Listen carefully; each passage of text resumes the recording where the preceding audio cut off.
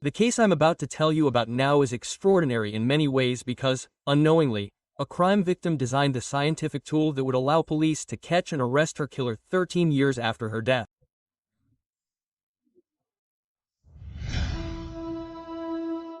When you ask Elena Greenwood's friends and colleagues, you hear the words brilliant, calm, honest, and hardworking. Elena earned a PhD in microbiology and worked as an executive in the biotechnology industry. Not only was she a great scientist, but she was equally adept at business. It's rare to find two such different sides to one person. Elena was a forward thinker, especially when it came to technology. But she also knew that technology doesn't sell a product. It's really need. If there's a need, then a product is needed. Elena and her husband Roger, a landscaper by trade, live on a quiet little town near San Francisco.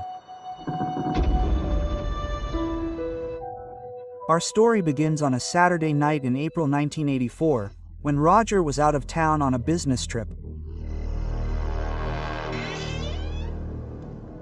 In the middle of the night, a man suddenly burst into Elena's room and threatened to kill her. The stranger sexually assaulted her, then robbed her before fleeing.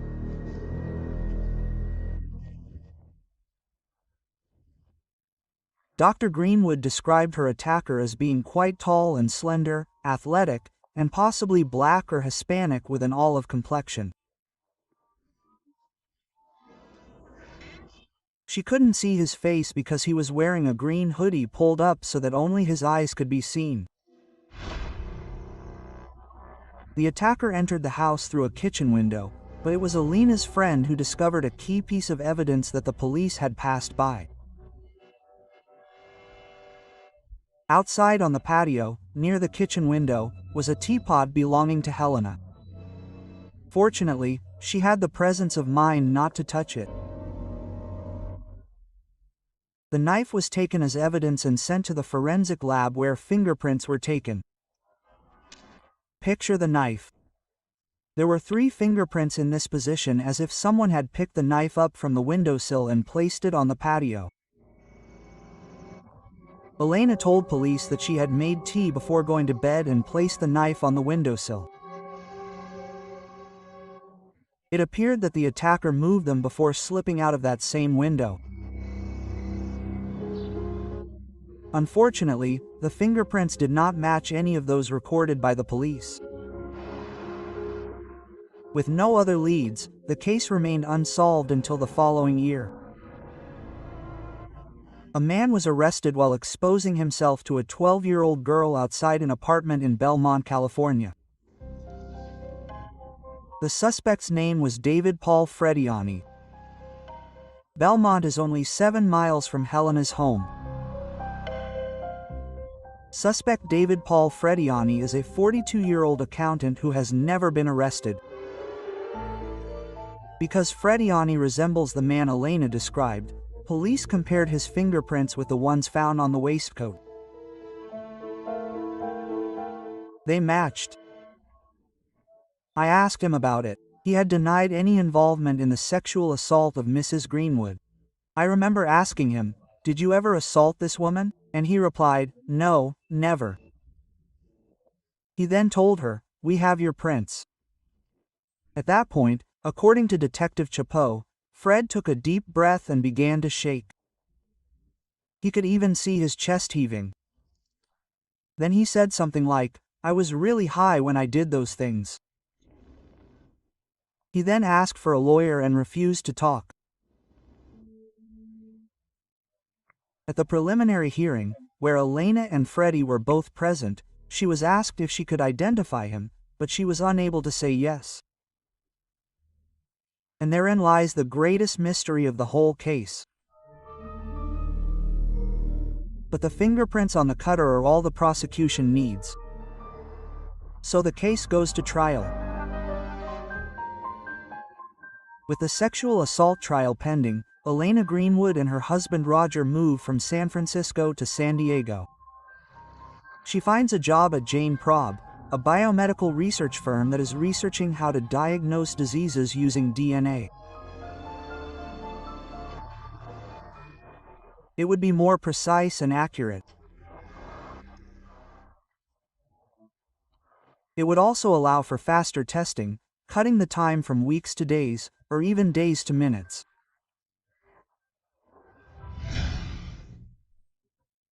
Before the trial of her alleged rapist was due to begin, Helena Greenwood and her husband had taken the precaution of moving from San Francisco to San Diego, thinking they were safe. The young woman had resumed her normal life and had become vice president of a major biotechnology research center. One morning, while her husband was already at work, Elena stayed home to make phone calls and prepare documents in order to attend an important meeting. Elena was very punctual. She always arrived at 9 a.m. sharp. But that day, she never showed up. Her colleague Sam Morishima felt that something serious had happened to her. Because she would have at least called, and I repeat, she was very punctual at her work at Gen Prob. She arrived at 9 a.m. especially if she had a meeting. Elena's colleagues called her husband at work. He immediately returned home and found the gate locked. Looking over the fence, he saw his wife's body. Roger was completely shocked. He called J Prob first. He didn't call the police. He called J Prob. That's to say what state he was in. We rushed to their house. There were police barriers. He didn't want to let us through, but we knew. From the conversations, we knew that Elena had been attacked. Just behind the gate in the courtyard. It seems that the crime scene was staged. There are all the signs of a burglary, but the money in Elena's wallet is still there. The contents of her bag were scattered on the ground. Everything was preserved for fingerprints and other evidence, but unfortunately there was none. There was no physical evidence. Obviously, he was wearing gloves. I mean, that's the most logical conclusion. And it's clear that Elena fought her attacker valiantly. She fought like a tiger. We know this from the 2 pieces of nail found at the scene. She broke it while scratching her attacker. During the autopsy, the medical examiner discovered petal-like hemorrhages in Elena's eyes. There was evidence of strangulation, but there was no indication of sexual assault. Under Elena's fingernails were tiny traces of what appeared to be blood. Unfortunately, the samples were too small to analyze.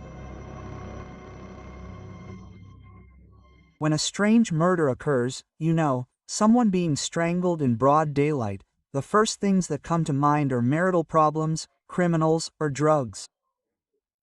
Helena had always been involved in all of these things, which made the mystery even thicker. Elena's husband Roger was the first person the police questioned. At the time, he was furious with the police because he was accusing her.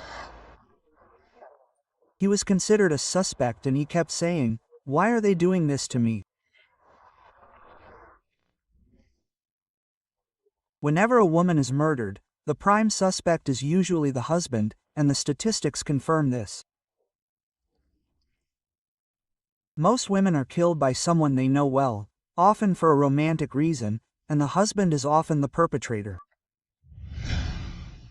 From experience, police officers know that before considering other hypotheses, murderers are often to be found in the victim's close circle. In Canada, for example, 52% of female victims and 8% of male victims are killed by someone with whom they had had an intimate relationship at some point during their marriage or courtship. That is why police naturally start by checking Roger Franklin's schedule and alibi. Roger said he left the house at 8 a.m. He was at work when his wife's murder occurred around 9 a.m. The report states that Elena was on the phone until around 9 a.m., when a neighbor heard a commotion. One of the neighbors said that around 9 a.m., while he was shaving, he suddenly thought he heard someone screaming, but he was not certain. When police confirmed that Roger was 40 minutes away at the time, he was eliminated as a suspect. Elena's murder also meant she would never be able to testify at the sexual assault trial in San Francisco. I got a call from Roger Franklin, Dr. Greenwood's husband. He told me that his wife had just been murdered in the San Diego area where he had been living since the sexual assault.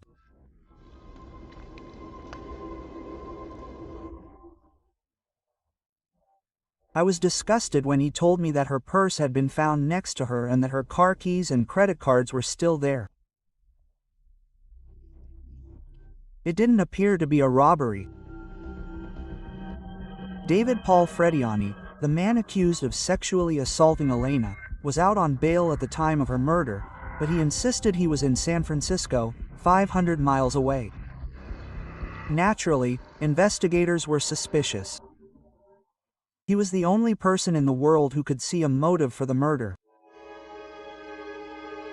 Just 3 weeks before she was due to testify in the sexual assault trial, Elena Greenwood was murdered in her garden.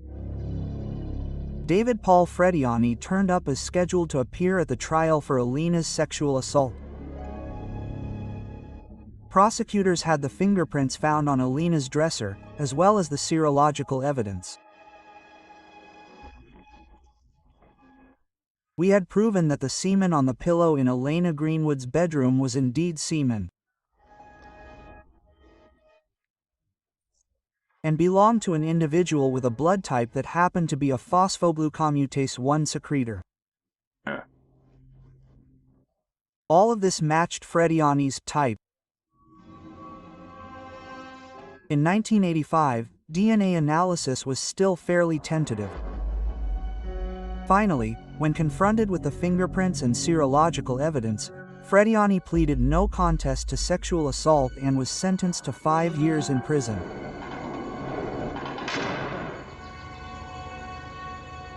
But he claimed not to be guilty of Elena's murder. He knew who had killed Elena Greenwood. He knew it was David Paul Frediani, but he had no proof. Eventually, Elena Greenwood's murder was consigned to the San Diego County Cold Case Department and then forgotten. Over the next few years, Elena's parents died. Her husband Roger developed cancer and died as well. Who was left to mourn Elena? Fewer and fewer people. Jane Prob continued the research that Ina had been conducting before her death to find out how to use recent genetic discoveries to make faster medical diagnoses.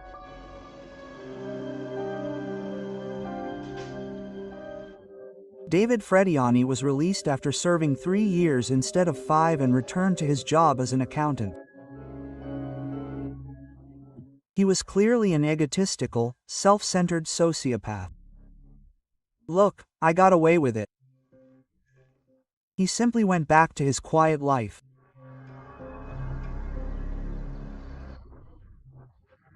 The case remained there for the next 10 years until investigators from the San Diego Cold Case Department decided to take another look at the Elena Greenwood case. Hidden deep within Elena's file was a piece of information that immediately caught the investigators' attention. 7 days before Elena's murder, David Paul Frediani was involved in a minor traffic accident in Southern California, not far from Helena's home. The defendant had no reason to be in Southern California. We knew he knew where Elena lived, although we don't know how he got that information. It seemed a little odd to us. His trial is about to begin. He lives in San Francisco and suddenly takes a trip to Southern California. While examining the evidence, detectives noticed small traces of blood under Alina's fingernails. Far too small at the time for DNA analysis. But in 1998, research by Jane Probb and scientists like Elena Greenwood led to new advances in genetic analysis. One of the most important is the polymerase chain reaction, or PCR, which allows scientists to copy tiny sequences of DNA until they are large enough to analyze. The polymerase chain reaction makes it possible to make a geometrically exponential number of copies. It starts with 1, and after the first PCR, it produces 2, then 4, then H, and so on.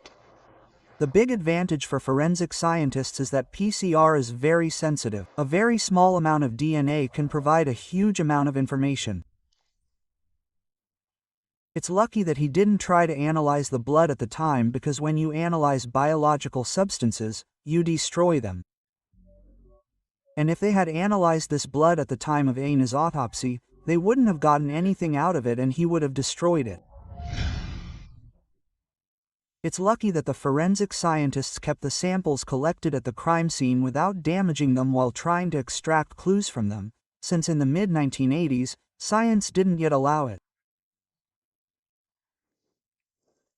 DNA sampling and analysis techniques have continued to improve. In 1993,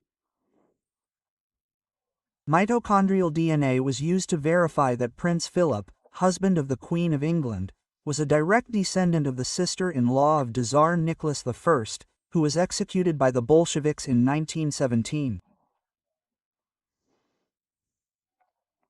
In our case, the experts took samples of biological substances found 10 years earlier under Alina's fingernails. They then copied and amplified the DNA signature in order to make it usable. What they discovered completely relaunched the investigation. On some of the fingernail prints, the only DNA they found belonged to Dr. Greenwood.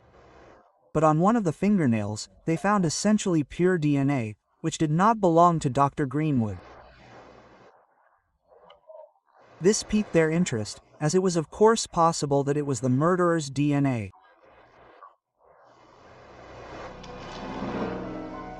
The investigators found other evidence on Alina's clothing.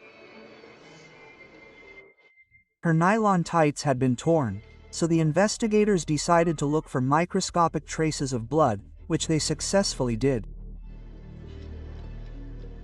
The DNA on Alina's fingernails and stockings is compared to a blood sample belonging to David Frediani. Here are the results. The odds that the DNA on Alina's fingernails and stockings belong to someone other than David Frediani are 1 in 23 billion. He can hardly believe it when the police arrest him. Mr. Frediani came out of his house and walked to his car. That's when we stepped in and arrested him. His color changed, he turned pale. I think he realized he would never look back again. That was it. That was a great satisfaction for us. David Paul Frediani is charged with first-degree murder.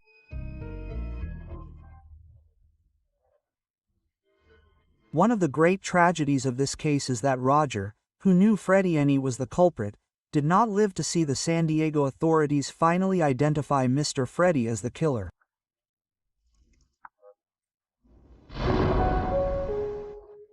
Prosecutors believe Freddy murdered Elena because he believed that her death would end the sexual assault trial. He wasn't smart enough to realize that despite Mrs. Greenwood's death, her testimony at the preliminary hearing would still be used. Little did he know, that was the flaw in his plan. Frediani drove the 500 miles from his home in San Francisco to Elena's home in San Diego to track the couple and learn their schedules. His first mistake was getting into a car accident a few days before the murder, proving he was in San Diego before the crime. He learned that Roger left for work every morning around 8 a.m., about an hour before Elena. Prosecutors believe Frediani waited for Elena at her front gate. He wore gloves to avoid leaving fingerprints, as he had done when he attacked Elena a year earlier. When he heard Elena close the front door, he sprang into action.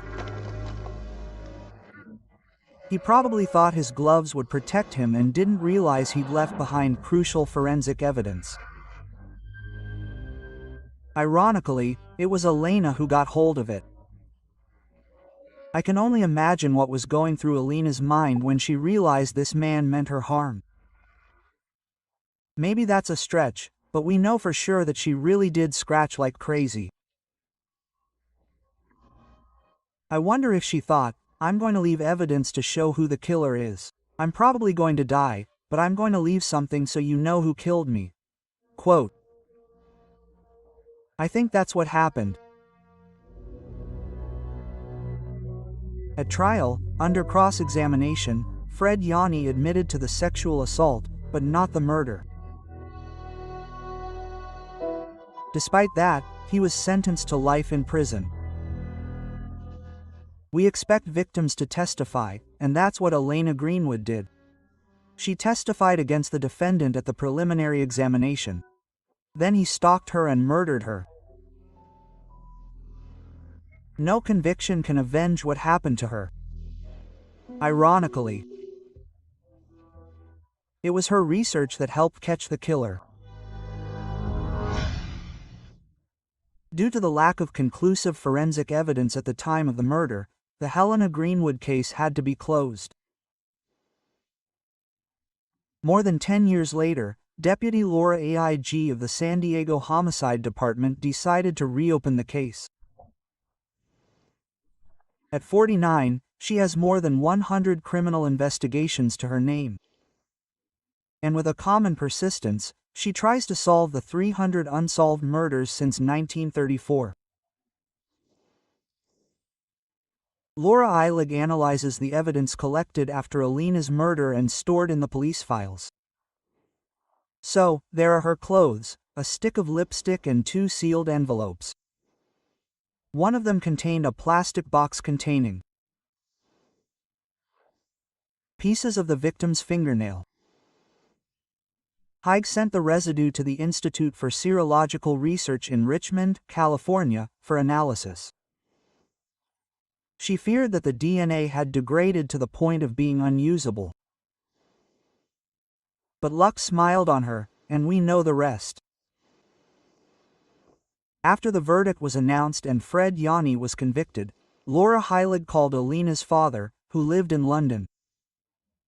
Aged and ill, he was unable to answer. The neighbor who was taking care of him took the message. Tell Elena's father that the killer was caught thanks to his daughter's DNA work, the deputy told him. He will remain behind bars for the rest of his days. 11 hours later, Sidney Greenwood, Elena's father, took his last breath. His soul at peace.